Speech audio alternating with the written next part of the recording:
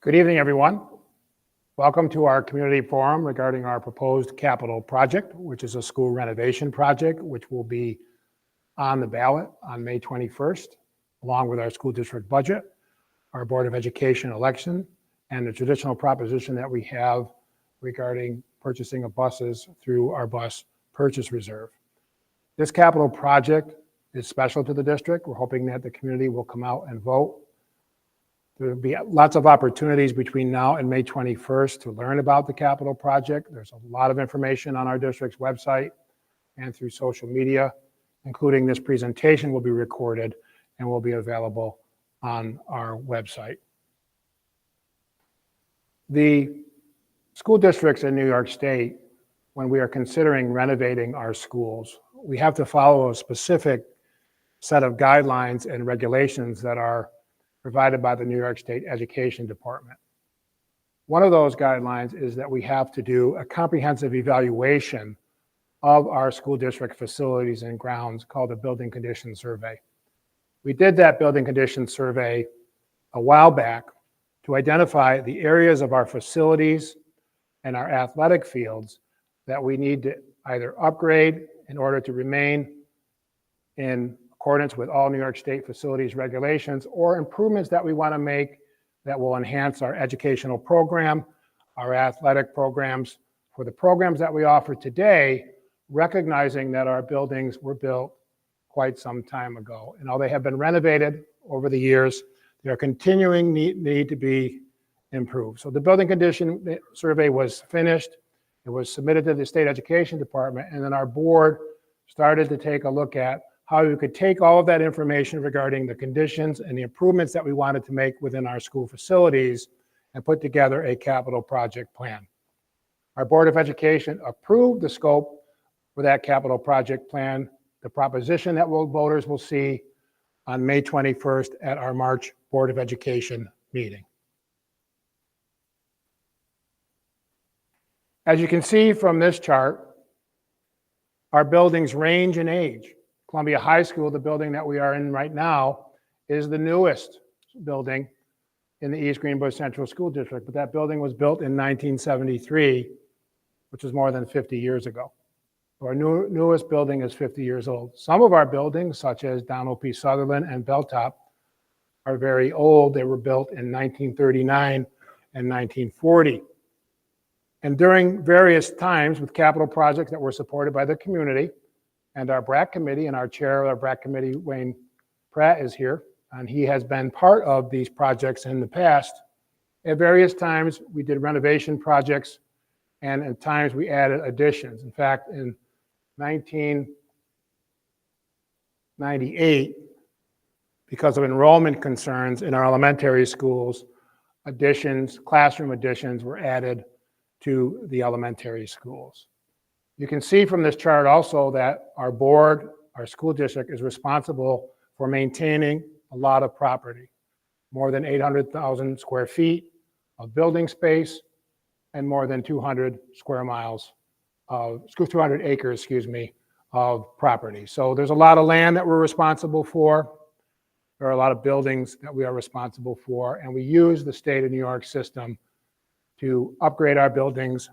Any capital project in New York State that exceeds $10,000 or more is required to be approved by the New York State Education Department in order to do the work, and importantly, to be eligible to receive reimbursement in the form of New York State building aid, which we'll talk about a little bit later on in the presentation. This particular project is proposing a more long-range look at our schools. We're proposing to borrow up to $116 million to complete this work, which will affect every single school building in our district, as well as our transportation center and our buildings and grounds building located here on the Columbia High School campus. Additionally, this project is timed in such a way to take advantage of the state aid that is available to reimburse the district for our costs. About 84% of the work that we're planning to do is eligible for 72% reimbursement from New York State. Additionally, 2 years ago, the public approved the establishment of a capital reserve. That capital reserve functions like a savings account.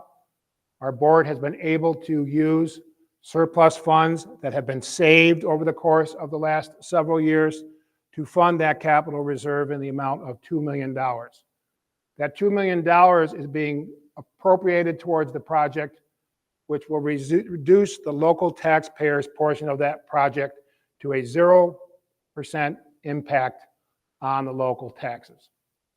So this project will not increase taxes in our annual operating budget.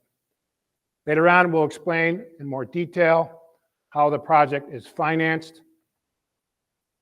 But this particular project is timed in such a way that we will be retiring debt on previous projects in 2025, just at the time we are bringing some of the cost of this project onto the annual budget.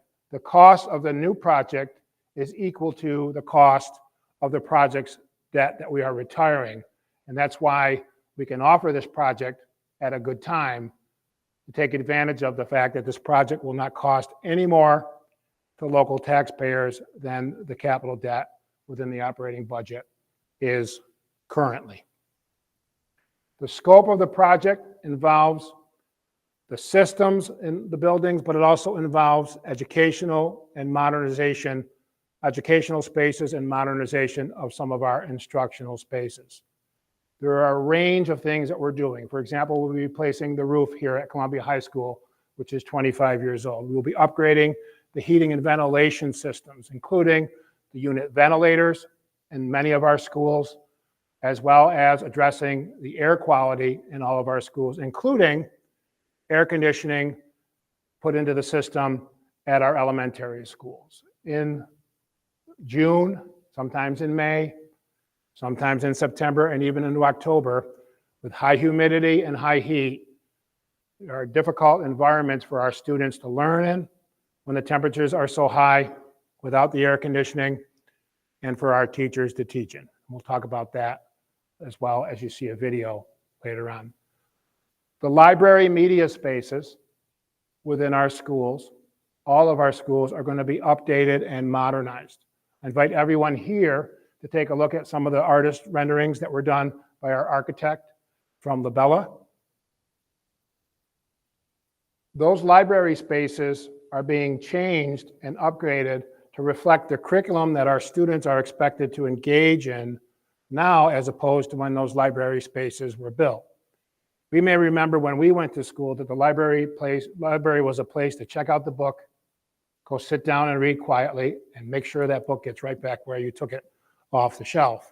There were quiet spaces. Libraries are no longer just for reading quietly. They are collaborative learning spaces where kids engage in project-based learning. They work with technology. They design different presentations that they do as part of their course curriculum. And so the libraries are being modernized to provide individual learning space, collaborative learning space, opportunities for community groups to come into the libraries and use those libraries as meeting spaces to be more open and more flexible in the way that we can adapt the library to the students' learning, the curriculum, the skills of communication, collaboration, and critical thinking that the students need to be prepared for their future. But we're also modernizing those libraries so that the communities have meeting space that is available in the event that that is a need. Our board has identified 3 priority areas for this district that we are focused on in curriculum, in instruction, and support systems for students, and after-school programs, athletics, as well as mental health. We first and foremost want to be future-driven. We are proposing to upgrade our facilities because we wanted to support the curriculum that the students need to be prepared for their futures. Again, with buildings that have been built quite a while ago, the curriculum now for our students, the skills that our kids need for their future, are not the same skills that kids needed when the buildings were originally built. For example, our kids need to be able to have critical thinking skills, communication skills, collaboration skills, thinking skills. The curriculum today asks the kids to engage in authentic learning projects that will prepare them for developing and acquiring those skills. Well, we want to modernize the spaces in order to support that type of learning more consistently in our schools. Whole learner focus is another priority area. Right? Addressing not only the academic needs of our children, but the social emotional needs of our students. Treating our programs, not just looking at what the skills are or the content are that they learn in the classrooms, but what do they learn on the athletic fields? We learn teamwork, we learn leadership, we learn to stick together, we learn to work hard and persevere. What do kids learn on the playground? Kids learn how to socialize, how to play, how to interact with one another, and they build their self-esteem on the playground as they do in athletics. So this project is designed around the idea not only of being future-driven, but also providing upgrades to those spaces that allow kids to be kids, the athletic fields and the playgrounds. Replacing all of the playgrounds at the elementary schools is an important part of this project. We're currently finishing the Janae Playground now through the project that was approved in 2017, but the 4 other elementary schools will receive brand new playgrounds as part of this emphasis on the playgrounds being an important part of the academic program because we want to address the needs of the whole child. Safe and inclusive schools is the third priority area of our Board of Education. Safety is an important priority for our schools, and we're talking about upgrades to safety cameras, including the ones here at Columbia High School, improving our access controls, doing some work on our parking lots to make sure that those parking lots are well lit and safe.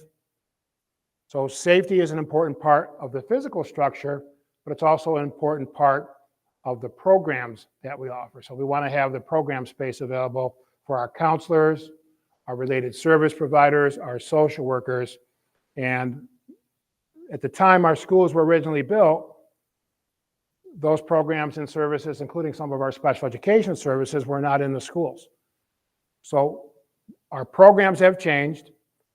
The requirements for students and what they need to be prepared for to do after graduation have changed.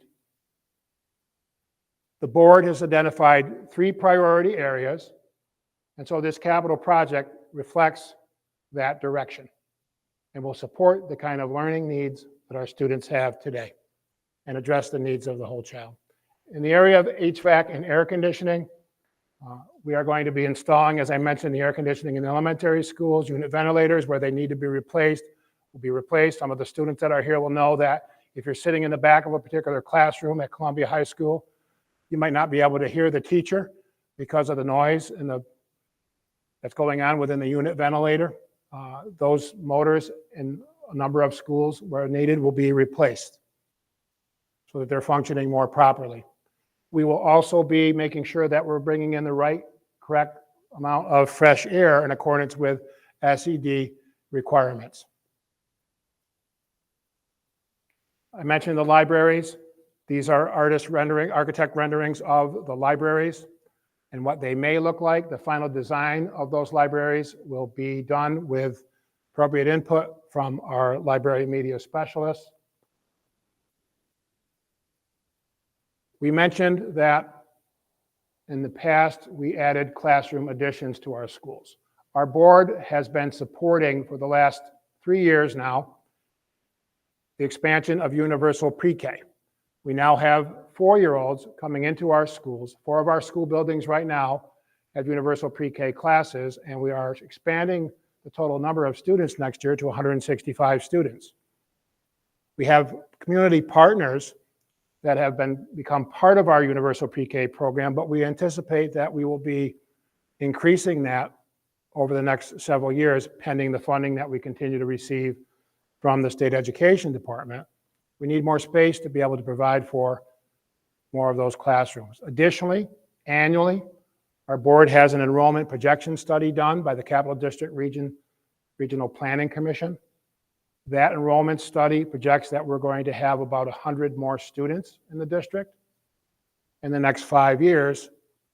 We are one of the few school districts in upstate New York that is projecting an increased enrollment. Families want to move here because of the quality of the programs that we offer.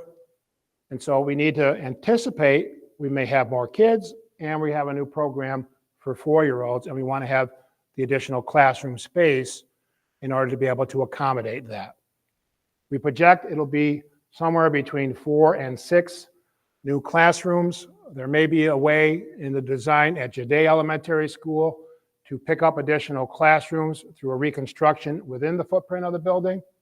And we anticipate 3 to 4 more classrooms at some of the schools to be determined based on state approval and various financial aid factors. Some of the interior spaces, of course, will be renovated. In our last project, we improved some of the restrooms and upgraded those. We'll continue that effort where we have floor tile issues that need to be replaced. We remove any tile that is coming up that is asbestos and replace it with vinyl composite tile.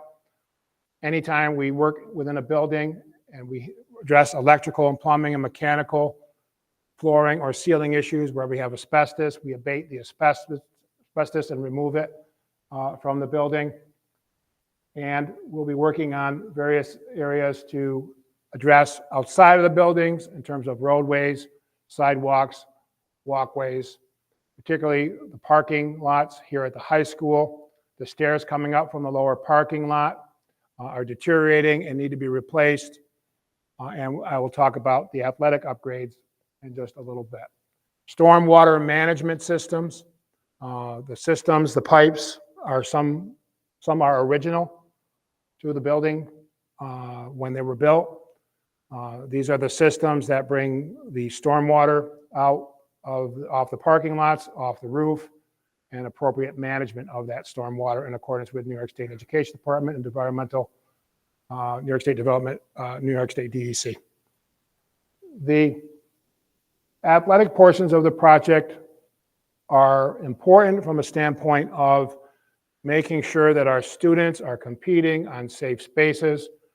And as we have expanded the program, we want to add additional fields that are playable and usable throughout the year and offer the access to those fields to our community for various recreational clubs that we have, sports organizations. In fact, on Saturday, I will be going down to golf, and behind golf, I'll be speaking with some of the youth soccer groups about the proposals for the athletic fields. Our plan is to reconstruct the tennis courts. The tennis courts are in need of a complete replacement.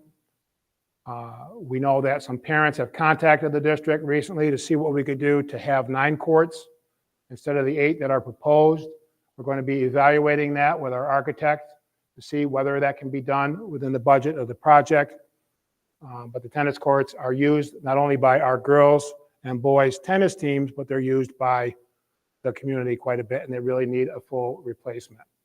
We're going to reconstruct the basketball courts. We're moving the location of the basketball courts to provide for more student parking in the parking lot, and we're going to be reworking that parking lot and doing some work on the bus loop. We're going to be putting visitor bleachers on the other side of the main turf field here at Columbia High School. That is something that every time I sit or stand at a football game, Mr. Jones or one of the coaches asks for. We're going to try to do that in the scope of this project, add more bleachers for visitors, improving the drainage in our grass fields, the grass fields here at Columbia, but also the grass fields at Goff Middle School, elevating the fields, providing appropriate grading of those fields, and drainage system, particularly in those fields that don't have any drainage. Complete improvements of the baseball field. A couple of seasons ago, the baseball team had to play its first 8 games away because the fields were underwater.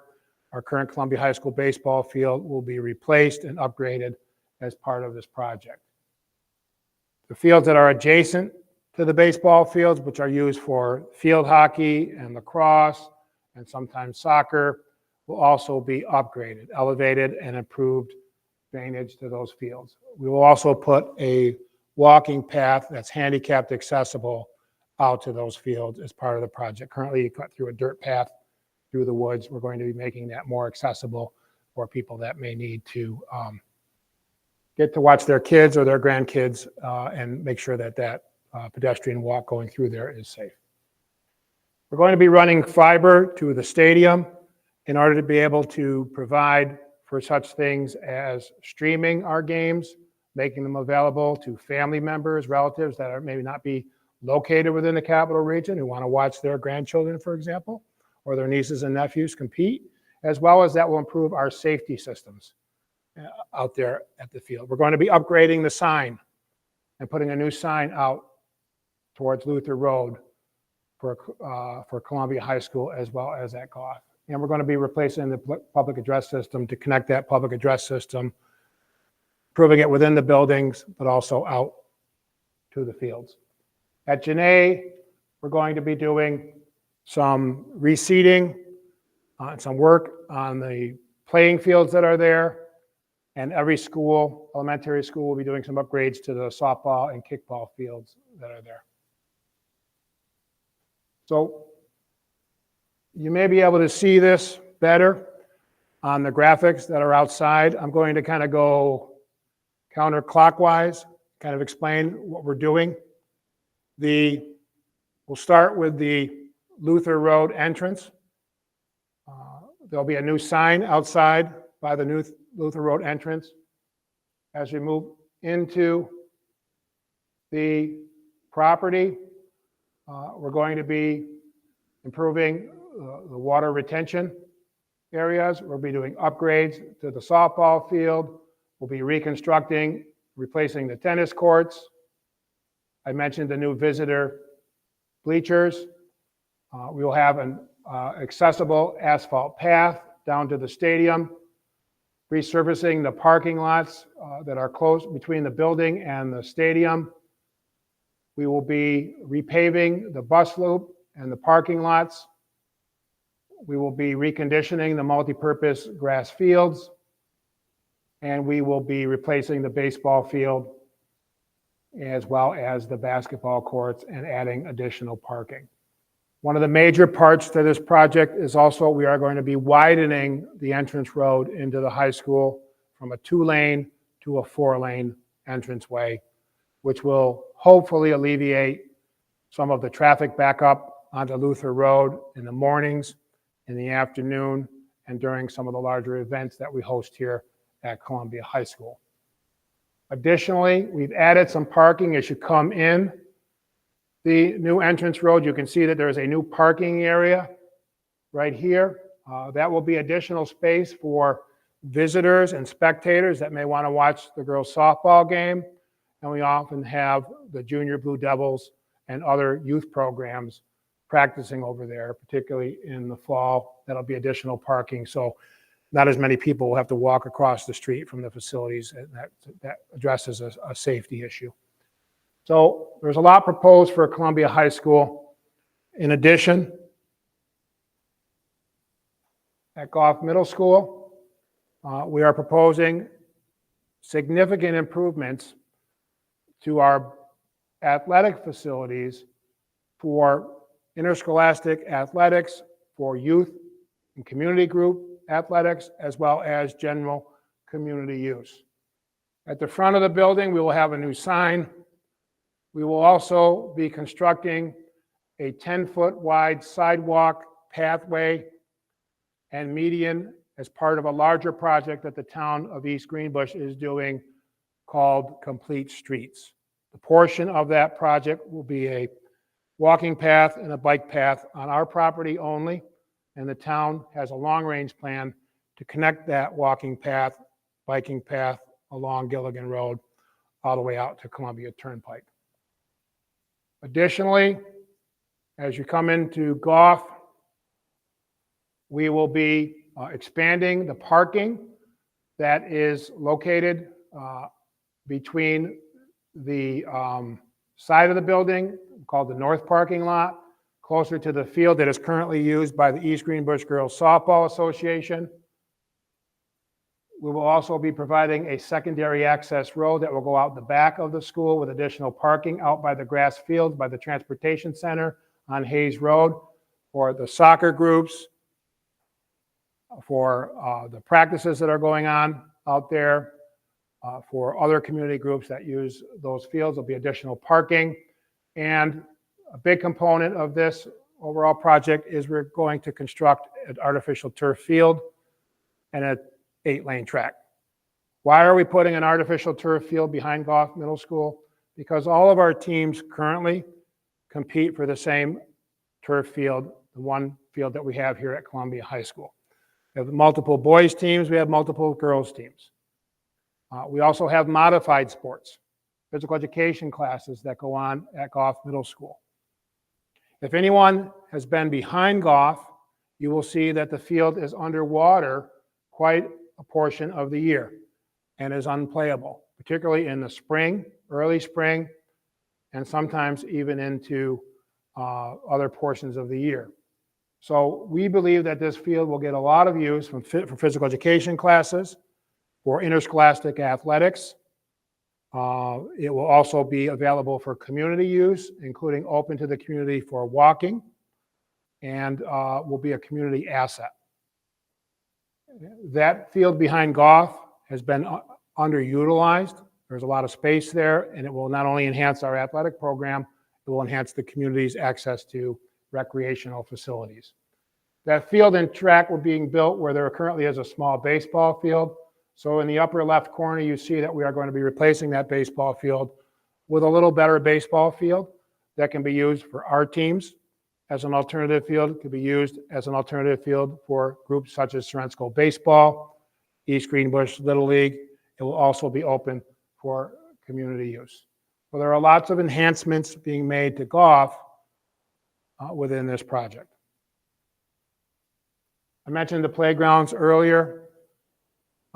In the process of designing these playgrounds, we will make these playgrounds accessible to students and adults within the community with disabilities by providing appropriate walkways, for example, for a child with a wheelchair to be able to access the playground.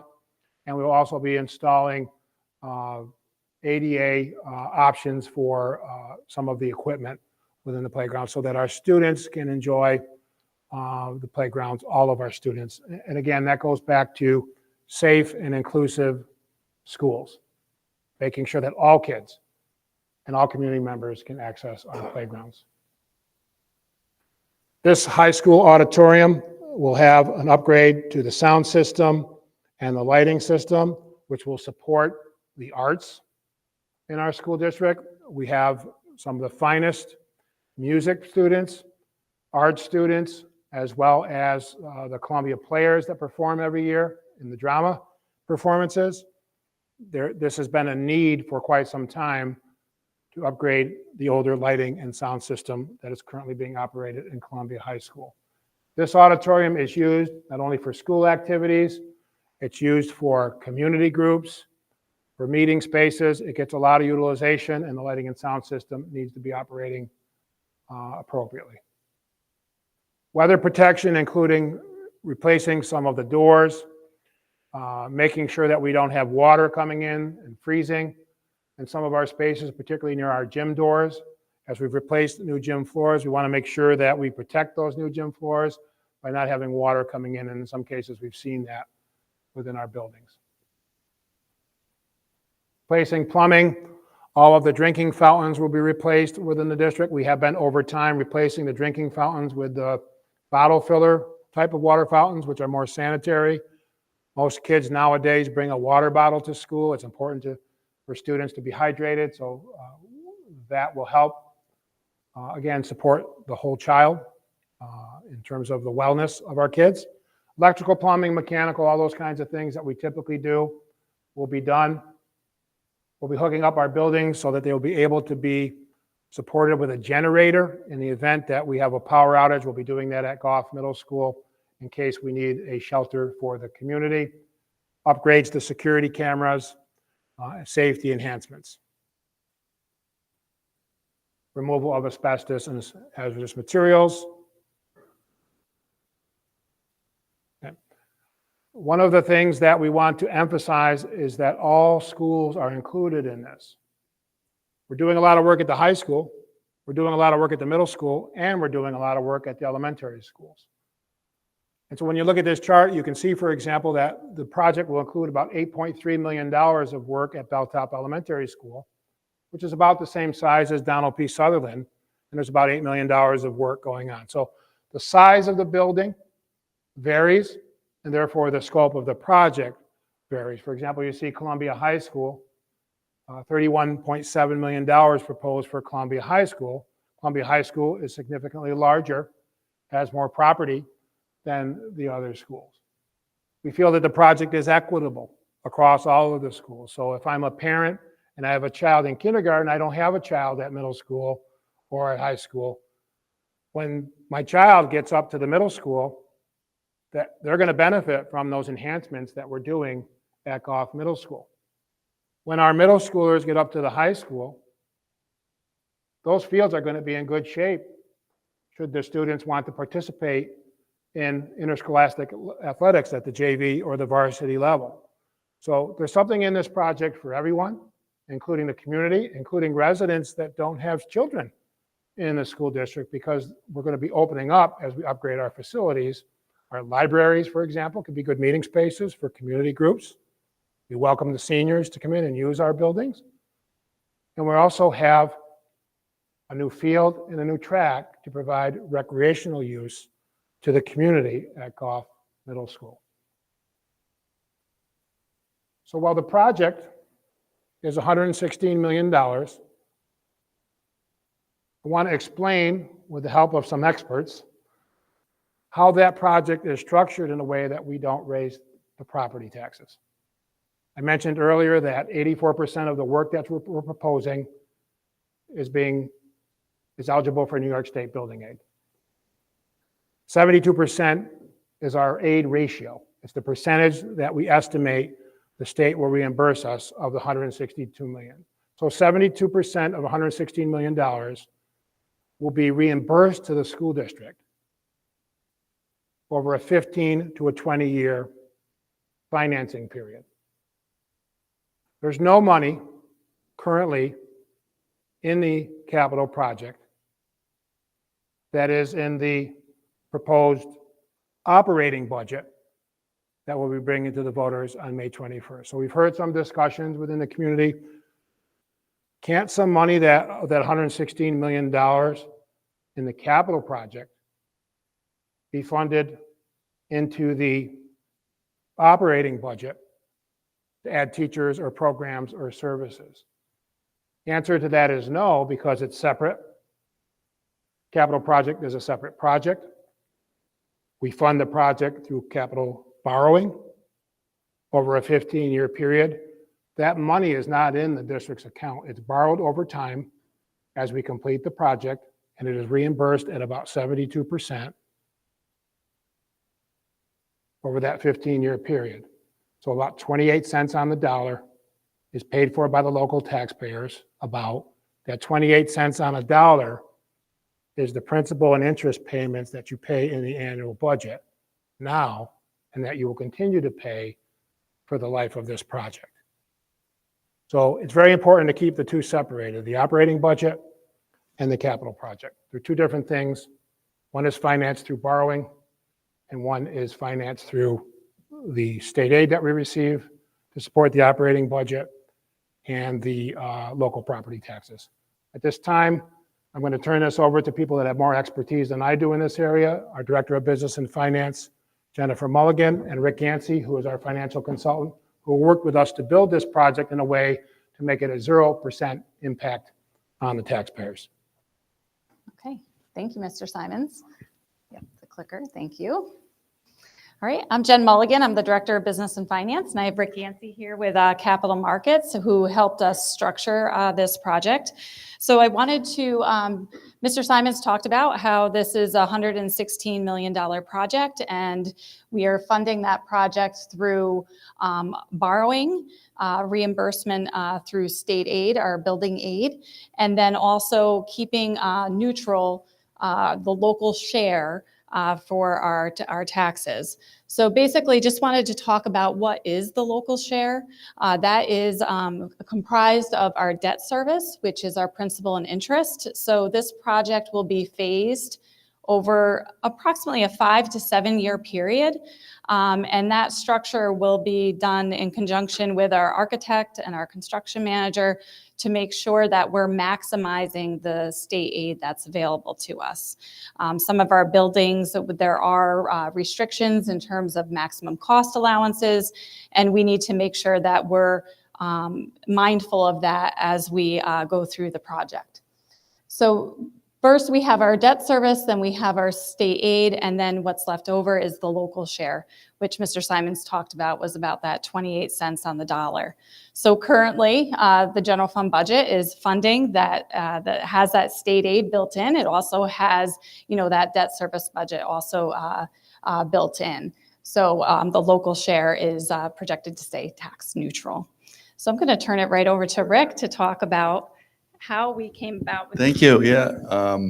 So as school districts throughout the state look to maintain or improve upon their facilities, the best practice, that districts should follow is that to maintain and prepare and maintain a long-range capital plan, and that involves knowing when projects in prior years are going to be paid off in full, so that you can maintain your facilities, but not have an increase to your local share that Jen had spoken about because you have debt falling off. So that's exactly what we did here at the district.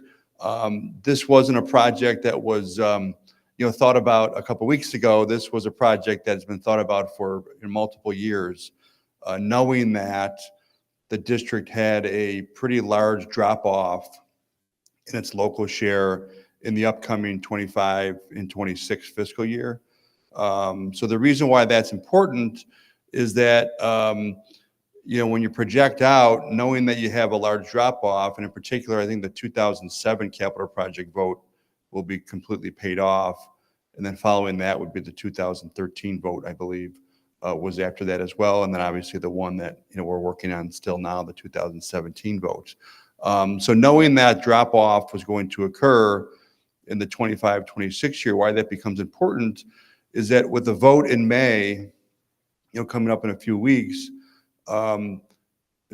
within 2026, the reason that's important is that you have the architects still need to design the project, submit it to the state education department, and that takes at least a couple of years. So I think that's why a vote in May of 24, it'll take 2 years before that local share comes on for this particular project. So the timing actually works out very well for the district to take advantage of that drop off in older projects. A couple important points to point out are the state building aid. So New York State provides every district in the state with state building aid to pay for capital projects. The lowest aid ratio that you could receive in the state is 10%. So very wealthy districts, Westchester, Suffolk, Nassau County, many of those districts have 10% incentive aid to fund the projects. The highest you could get is 98%. Very urban districts or small city school districts typically would see a 98% aid ratio. So 72% is very healthy compared to your peers, throughout the state. So why that's important is that 72 cents of every dollar that's eligible to be spent on the project that's state aided, and we talked about this concept maximum cost allowance. What that means is that the state of New York Education Department, for every building in your district, as well as every other building throughout the state, sets an upper limit on what they will aid districts at for both construction expenses and for incidental expenses. And what incidental expense means is, things outside the building, playgrounds, parking lots, turf fields or field improvements would be considered an incidental expense, as well as architect fees, construction manager, and all incidental expenses to the project. So within this project, we have built in roughly $17 million that would be over that cost allowance. And that's really attributed to the large amount of work that's done, outside the building. So that's already sort of factored in. We also talk about the resetting of the maximum cost allowance. So under state education department rules, that maximum cost allowance for each of those buildings resets every 5 years. So those particular projects, in particular here at Columbia, that were part of the 2017 vote, which were the later phases of the 2017 vote, those would be then rolling off when the later phases of this upcoming capital project come on board. So it's a very well thought plan that, the phasing of each building to take advantage of those cost allowances being reset and to make sure that the limit of the local taxpayers by maintaining that local share through the cost allowance use. Additionally, the district does have a $2 million already voter authorized established capital reserve. Those funds would be your first $2 million, if you will, that would be spent on the project, which essentially delays the amount that you'll need to borrow going forward on the project. So the message obviously is a well thought out plan. The timing lines up really well with what the district has rolling off. And that's where we sort of get into the maintaining the local share that's already built into the budget on an ongoing basis to not increase that going forward. So the next, we wanted to show a graphical illustration of where the district is currently. So if the district did no other project going forward, you'll see the local share, which is what the district taxpayers are responsible for, is roughly $2.5 million, which is built into the budget already for the 24-25 fiscal year. Going forward into the 26 fiscal year, with your debt falling off, that would be a very significant decrease in local share from roughly $2.5 million to negative, meaning that you're going to get in more state building aid than you're paying out in debt service. Why that's important is the local share that we have, $2.5 million roughly for the next fiscal year, is a capital exclusion for the tax cap calculation. So what you never want to do, not just here in East Greenbush, but any district throughout the state, you never want to have a significant drop off and then have a large increase down the road, because that leads to very large tax increases. And as Jen knows, that it really throws a wrench into the tax cap calculation. So the way that we've structured this project is a phased approach. So obviously the district and the architects and the construction managers, we can't do $116 million all in one summer.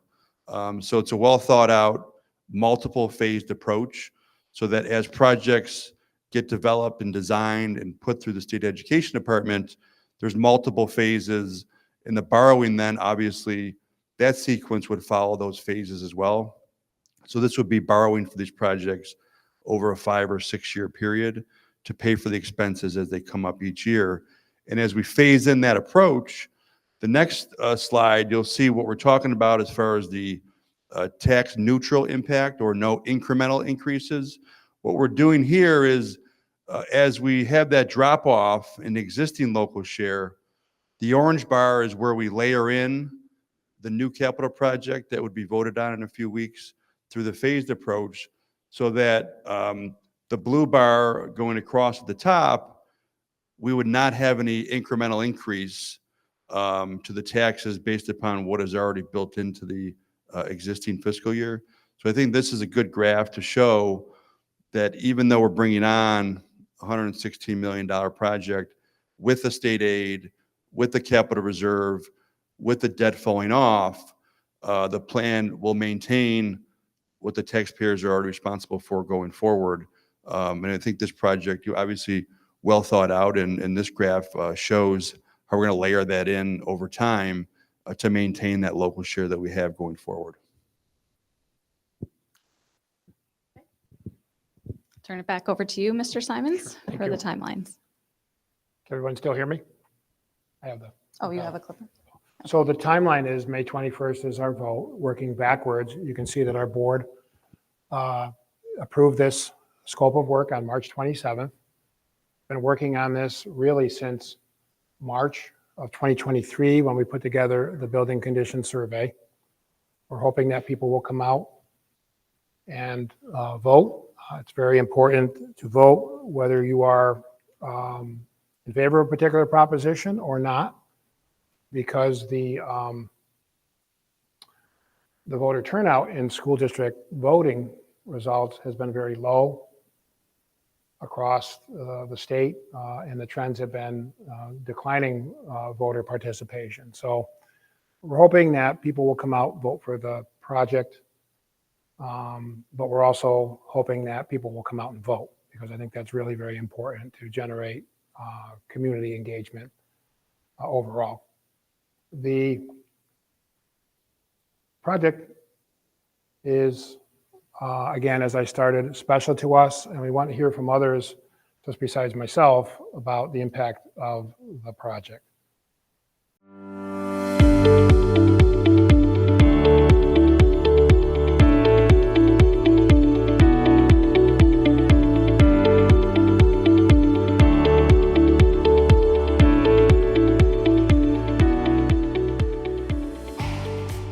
We're excited about this project because it's not only offering our students an opportunity to look towards a bright future, but we're expanding the availability of our resources to be able to use by the community. It's something that we're really hoping that the community will support. In addition to the things that we traditionally do within a capital project, such as a roof replacement, addressing issues with the heating and ventilation system, addressing some of the safety issues on our properties in terms of repaving, there are many items that are included within the project that are educationally focused and based on what our students are going to need in terms of our learning spaces in order to be prepared for their future. The project brings many things to light that, yes, need to be addressed and aren't necessarily emergencies, but are necessary. Why? Because our job is what? Teaching, providing an environment that's safe and conducive for their learning. The visible things are really cool, but the non-visible things I think are pretty awesome too. The programs that we currently offer our students are second to none. We have exceptional teachers, support staff, but the facilities really need to be modernized to make sure that those facilities reflect the opportunities that we want to provide students, such as making sure that the curriculum that we are preparing our students with today can be delivered as effectively as possible within the classroom spaces that we have. All of the library media centers within each of the schools will be renovated. Libraries have shifted over the years to be collaborative learning spaces for our kids. Spaces that are open, bright, attractive, still providing for individual students that want to read quietly, but also giving students an opportunity to collaborate with each other around projects. I think that what we're most excited about is having more flexible furniture. Right now, our shelving and our tables and chairs create barriers for possibilities of different learning experiences we have for our students. So it's really important that we renovate the spaces so that we can provide our students with more dynamic 21st century learning experiences. So as we expand universal pre-K and provide opportunities for our kids to be able to come into our school system as 4-year-olds, we are limited in the number of classrooms that we have available currently. So this project will also include some classroom additions that will accommodate the additional enrollment that we are anticipating, but also be able to help us to continue to build up our universal pre-K program for our families. I think I'm most excited about the central air conditioning in the elementary buildings. I think that's something that's been long overdue. It's something that impacts teaching and learning here, and I think that it's a big part of the capital project in terms of our costs, but I think it's an important part just for the well-being and health of all of our staff and our students. Kids learn best and teachers teach best when the learning environment and the teaching environment is at a comfortable temperature and bringing in appropriate levels of air. So this elementary air conditioning project is really one of the foundational aspects of it. We're looking at this project as a way to not only enhance the fields and the play spaces that our kids are using during the school day, but also as opportunities for our community to be able to expand their use of our facilities. Up here at Columbia High School, looking at our baseball field, our softball field, also some of the other things like our tennis courts and our outdoor basketball courts. Just going to be huge for our students, our student athletes, our community, our coaches, everyone involved. And looking over at Goff Middle School, it's going to be absolutely amazing if we can have a turf and track there, not just for athletics, but for the middle school students there at Goff Middle School and our community. On behalf of student athletes, we appreciate the district taking steps to make us feel heard and not only improving a lot of the educational environment, but we're also taking steps to improve the athletic environment. Playgrounds are an important part of learning for kids. It's where they learn to cooperate, to get along with one another. It's where they get some of that extra energy out that they may have burned up as part of need to burn off as part of the stress of coming to school.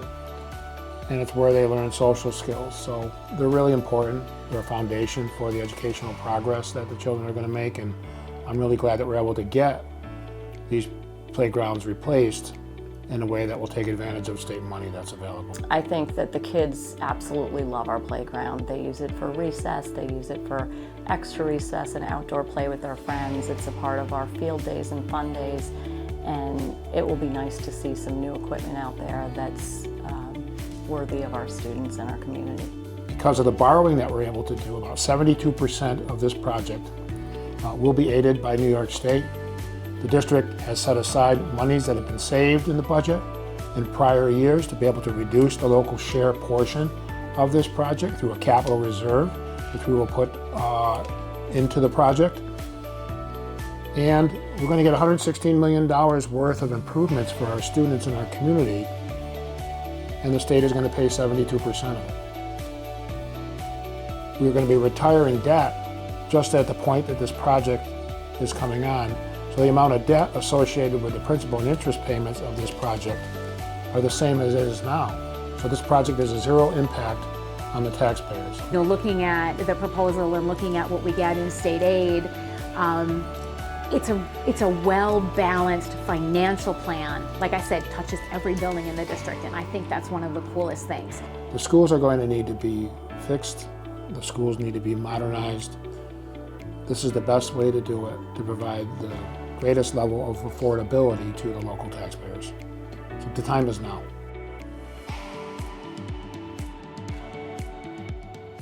We want to take any questions that you have regarding the project. We appreciate everybody coming out. So what questions, concerns, or ideas do you have related to this project? Particularly those people that are here who aren't part of the district team. Yes, ma'am. This is being addressed in another way, and I appreciate. I'll give you the microphone. Hello. I appreciate the opportunity. This is great forward thinking. And my question may already be addressed some other way, but driving my son to and from school for like 3.5 years straight here at Columbia, I was wondering about sidewalks. Oh. I see so many students walking unsafely down to the Y or the library. I appreciate you bringing that up because that's a piece I left out. When we widen the road, we will be putting a sidewalk as you're heading out on the side of the opposite side of the softball fields. There will be a sidewalk that will go out and connect to the town sidewalk, and I left that out, so I'm glad you asked me the question. It's part of the road widening project going in. Yeah, great question. Thank you for bringing it up. And I have one more question. Sure. I see that a lot of stakeholders were brought in, and I was just wondering how students and particularly coaches were brought in, because when I look at some of the thoughts, I just was wondering like what went into those decision making. During the period, really going back to not this past October, but December before that, we gave some preliminary information to the board regarding the building condition survey and some of the areas of scope that we were thinking about. And then from there, up until really March, when the board approved the project, we had meetings with internal stakeholders. Our coaches were brought in to meetings to discuss some of the issues with the fields. The library media specialist had multiple meetings with our architect. I forgot to introduce everybody. Pasquale Marchesi is an architect from La Bella. So he met with the stakeholders to discuss their needs. Music teachers were brought in.